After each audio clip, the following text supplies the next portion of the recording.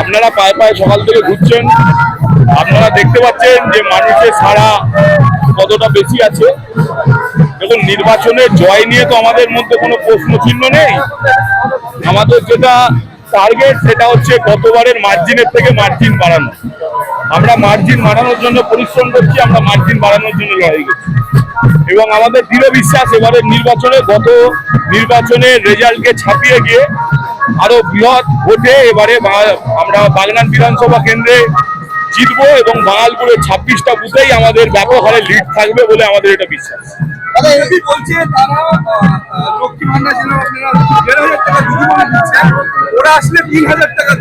বিজেপিকে বিজেপি 15টা রাজ্যে ক্ষমতায় আছে, একটা রাজ্যে তারা এরকম কোন যোজনা চালাচ্ছে বলতে পারবে?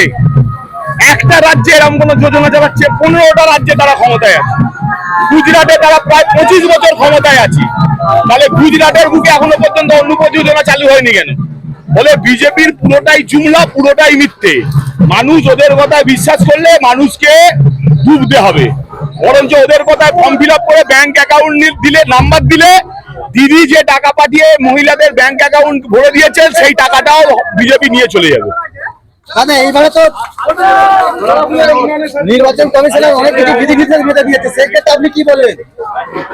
দেখুন, নির্বাচন কমিশন নির্বাচনটাকে প্রায় প্রহসনে রূপান্তরিত করেছে।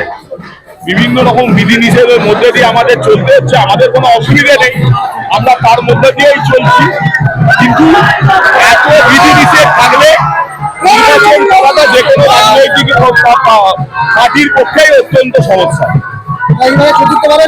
বিধায়ক হলেন, প্রথম কাজ কি থাকবে?